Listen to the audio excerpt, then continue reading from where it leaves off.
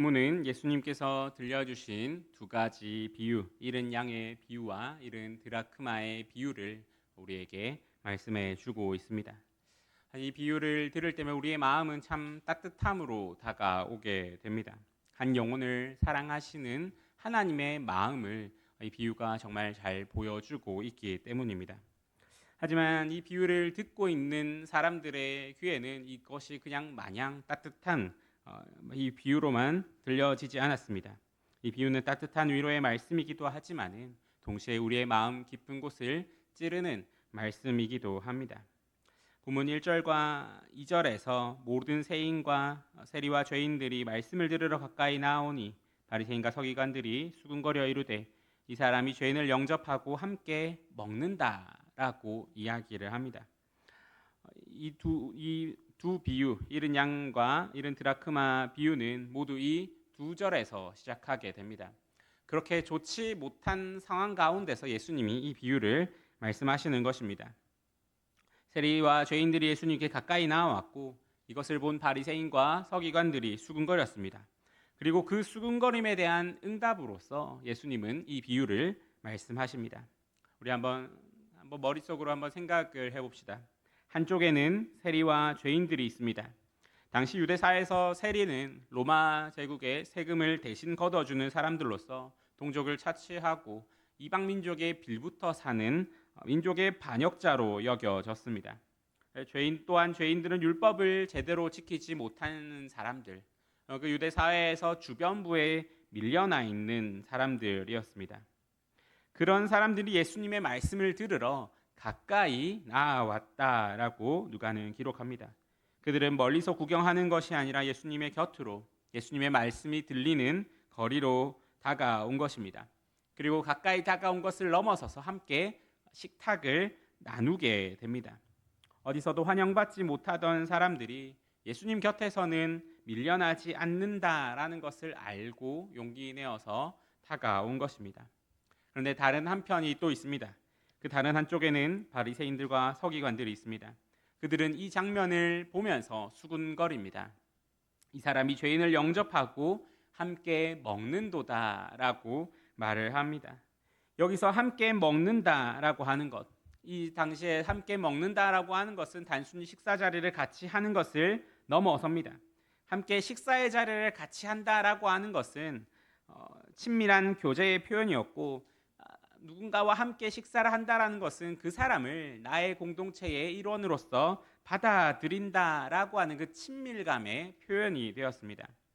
바리새인들 눈에 예수님은 세리와 죄인들과 함께 먹음으로써 죄인이다, 율법을 지키지 못한다라고 불리는 저 사람들의 삶의 방식을 용인하는 것처럼 보였고, 거룩함과 세속의 경계를 무너뜨리는 것처럼 보였습니다. 이렇게 두 무리가 있습니다. 우리는 말씀을 읽을 때에 자연스럽게 우리를 세리와 죄인들의 무리에 있는 사람으로서 놓으려 합니다. 왜냐하면 그렇게 해야지 이 말씀이 참 우리에게 은혜의 말씀이 되고 따뜻한 말씀이 되기 때문입니다. 나도 죄인인데 예수님이 나를 영접해 주셨다라고 고백하는 것은 물론 맞는 말입니다. 하지만 오늘은 우리는 다른 쪽에 서서 한번 이 말씀을 들어보고자 합니다. 솔직히 이 말씀을 듣고 있는 우리의 실제 위치는 사실 세리와 죄인들의 위치라기보다는 서기관과 바리새인들의 위치에 조금 더 가깝다라고 할 수가 있습니다. 매주 예배에 출석하고 성경을 읽고 기도하며 11조를 드리고 교회 안에서 나름의 어떤 직분과 자리를 가지고 있는 우리, 이 신앙의 안쪽에 있다라고 생각하는 우리는 사실 이 두 자리를 비교하고 보면은 사실은 세리와 죄인들의 자리라기보다는 우리는 바리새인과 서기관들이 앉아 있는 자리에 더 가깝습니다. 이러한 것이 나쁘다라고 하는 것이 아닙니다. 바리새인들은 당대 최고의 종교적 열심을 가진 사람들이었습니다. 율법을 공부하고 전통을 지키며 하나님의 백성으로서의 정체성을 보존하려고 진지하게 노력한 사람들이었습니다.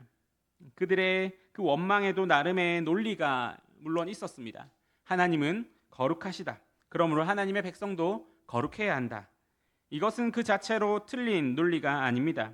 왜냐하면 구약 전체가 이스라엘에게 이방 민족의 풍습을 따르지 말라, 거룩하고 구별되라라고 말을 하고 있기 때문입니다.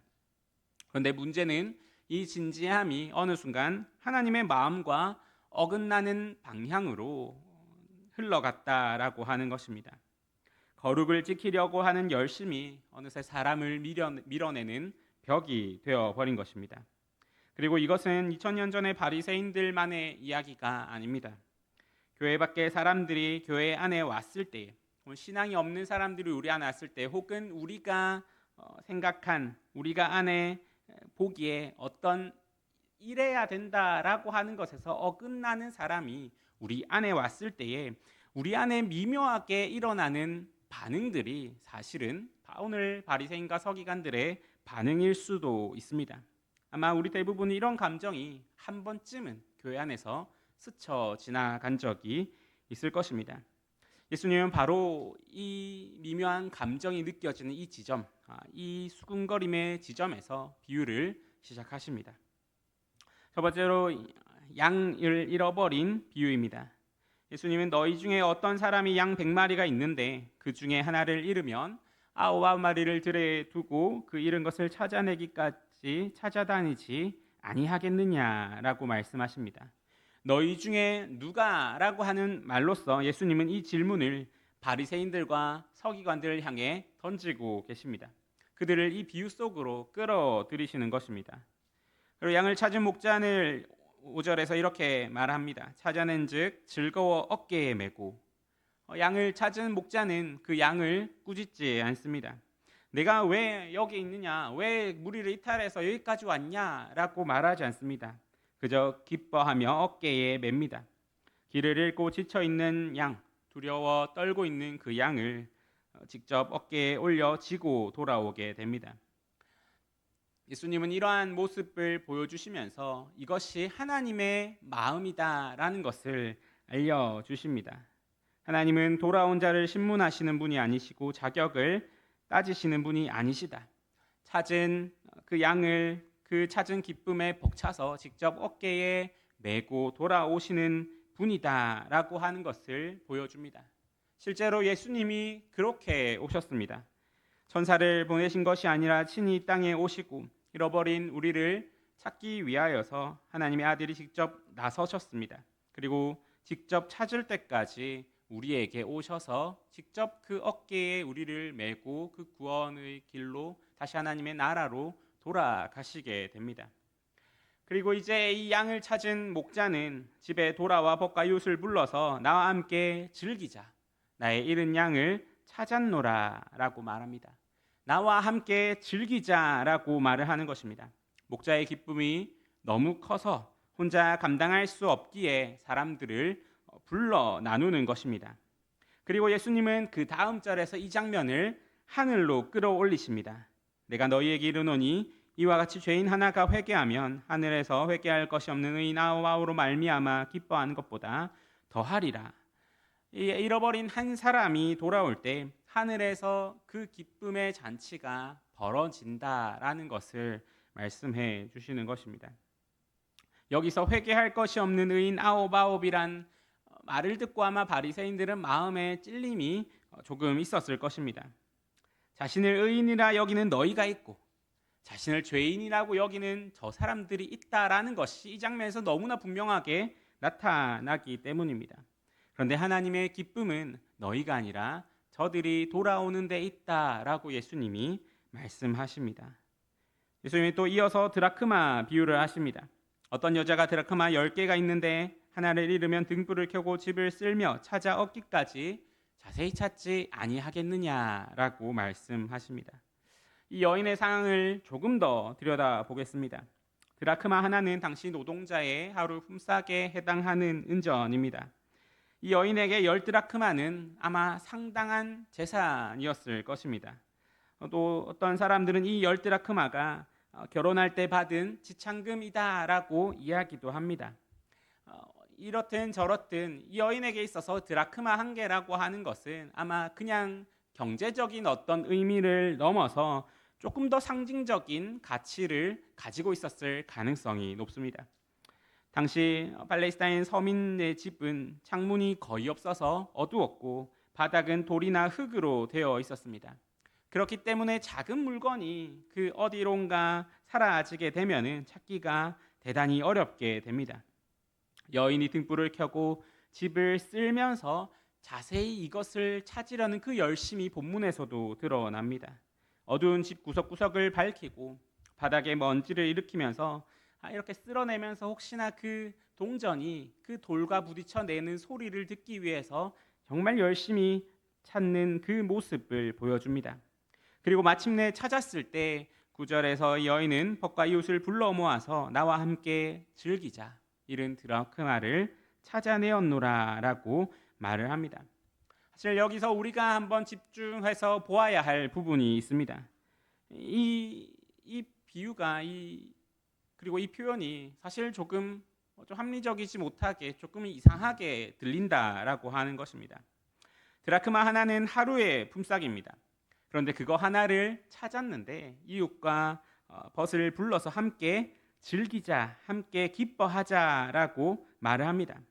사실 사람을 초대한 이상 어느 정도의 지출이 있어야 합니다. 그리고 그 비용은 당연히 드라크마 하나의 가치를 훨씬 뛰어넘을 것입니다. 잃어버린 돈을 찾았는데 그것으로 말미암아 그 잃어버린 돈보다 더 많은 돈을 쓰게 되는 셈입니다. 경제적으로 보자면 완전히 비합리적입니다. 차라리 혼자 기뻐하고 그 돈을 주머니에 넣고 다음부터 조심해야지라고 하는 것이 훨씬 현명하게 보입니다. 그러나 바로 이 비합리성을 예수님이 말씀을 하십니다. 바리새인들은 합리적으로 계산했습니다. 이것을 지키면 의로움이 쌓이고 저것을 범하면 의로움이 줄어든다. 죄인과 함께 먹으면 정결에 손해가 되니까 피해야 한다. 누가 구원받을 자격이 있고 누가 구원받을 자격이 없는지, 어떤 것이 나의 그 의로움과 정결함과 율법을 지킴에 있어서 더 도움이 되는지를 바리새인들은 철저히 계산하며 살아갔습니다. 하지만 예수님은 그러한 계산이 아니라 사람을 보고 계십니다. 찾은 기쁨이 그 비용을 압도하기에 그 기쁨을 혼자 감당할 수 없어서 함께 불러 나누어야 한다라고 말씀하시는 것입니다. 그리고 10절에서 내가 너희에게 이르노니 이와 같이 죄인 한 사람이 회개하면 하나님의 사자들 앞에 기쁨이 되느니라 라고 말씀을 하십니다.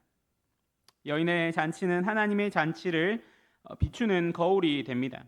하나님이 죄인 한 사람이 회개 앞에서 회개를 함으로써 하나님이 경험하는 그 기쁨은 인간의 비용으로는 도저히 설명할 수 없는 차원의 것이 됩니다. 그것이 얼마나 비용이 드는 일인지, 그것이 얼마나 비효율적인지는 더 이상 문제가 되지 않습니다. 왜냐하면 기쁨이 비용을 삼켜버리기 때문입니다. 세상은 효율을 말하고 손익을 따지고 투자 대비 수익을 계산합니다. 그리고 그것은 이제 인간관계에서도 그렇게 다르지 않습니다. 인간관계에서도 우리는 효율을 말하고 가성비를 말하며 어떤 관계가 그리고 어떤 행동이 우리의 관계에 있어서 나에게 더 이득이 되며 나에게 더 유익을 가져다 줄 건가를 끊임없이 계산을 합니다. 그러나 하나님 나라에서는 한 사람의 가치가 모든 계산을 초월하게 됩니다. 십자가가 바로 그 증거가 되어 줍니다. 하나님의 독생자의 생명이라는 어떠한 비용으로도 계산할 수 없는 그 비용을 치르고 우리를 찾아오신 것, 그것은 십자가 사건이, 하나님 나라의 그 계산이 세상의 경제와 세상의 논리와 얼마나 근본적으로 다른가라고 하는 것을 보여주는 사건이 됩니다. 예수님은 이 비유를 말씀하시면서 두 비유 모두 이러한 말로 끝내십니다. 나와 함께 즐기자라고 하는 것입니다. 목자가 벗과 이웃을 불러서 나와 함께 즐기자라고 하며 여인이 벗과 이웃을 불러서 나와 함께 즐기자라고 합니다. 과연 이 초대가 누구를 향한 것인지 우리는 한번 생각해 볼 필요가 있습니다. 비유 안에서는 벗과 이웃을 향한 것이지만은 비유 밖에서는 이 비유를 듣고 있는 바리새인과 서기관들을 향한 것이기도 합니다. 예수님은 지금 그들에게 이렇게 묻고 계십니다. 하나님이 기뻐하시는 일에 너희도 함께 기뻐할 수 있겠느냐? 바리새인들은 정말로 하나님을 열심으로 섬기는 사람이었습니다. 그들은 하나님을 열심히 섬기는 그 일을 율법을 지키는 것으로서 생각했고, 그렇기 때문에 그들은 율법을 지키는 일에 최선을 다했습니다. 하나님의 뜻을 행하는 것이 율법을 지키는 것이라고 생각했고, 그리고 그 율법을 지키는 것이 그들의 삶의 목적이 되었으며 그들의 자부심이 되었습니다. 그런데 지금 예수님은 지금 하나님이 무엇 때문에 기뻐하신다라는 것을 그들에게 보여주시면서 너희는 이 기쁨에 동참할 수 있겠느냐라고 물어보시는 것입니다. 하나님은 잃어버린 한 사람을 찾아서 기뻐하시는데 너희 하나님을 섬긴다라고 말하는 너희는 그 사람이 돌아오는 것을 보고 원망하는 모습을 보이고 있지 않느냐라는 것입니다. 하나님을 섬긴다고 하면서 하나님의 기쁨에는 참여하지 못하는 것, 이것이 오늘 본문에서 나타나는 바리새인들의 슬픔이자 비극이 됩니다. 그리고 이 질문은 오늘 이 자리에 앉아 있는 우리에게도 동일하게 향합니다. 우리는 하나님이 기뻐하시는 일에 함께 기뻐하고 있습니까? 아니면은 어떠한 그 종교적인 계산 안에 갇혀서 하나님의 마음과 다른 방향을 보고 있지는 않습니까? 우리의 교회 안에서도 이 질문은 여전히 동일하게 우리에게 주어집니다. 우리가 세운 어떠한 기준과 내가 생각하는 어떠한 자격 요건과 내가 생각하는 어떠한 적절한 교인상이 혹시 누군가 예수님께 가까이 나오는 것을 가로막고 있지는 않는가라고 하는 것입니다. 사역 현장에서도 마찬가지입니다. 우리는 때로 교회의 사역을 효율의 논리로 바라보게 됩니다. 이 사역이 얼마나 많은 사람에게 영향을 미치는가, 이 프로그램이 교회의 성장에 얼마나 기여하는가라고 하는 것입니다. 이 한 사람을 위해 아니면 어떤 한 부서를 위해 아니면 어떠한 행사를 위하여서 이만큼의 시간과 에너지를 쓰는 것이 과연 효율적인가라고 하는 질문들이 우리 교회 가운데 혹은 수많은 교회 가운데서 계속 제기되고 있습니다. 물론 이러한 질문들은 다 틀렸다라고 할 수는 없습니다. 이것은 교회를 함께 세워가고 교회를 꾸려감에 있어서 필요한 질문들이기 때문입니다. 하지만 이것으로 인하여서 이 질문이 하나님의 마음을 가리는 순간 우리는 바리새인의 자리에 서게 됩니다.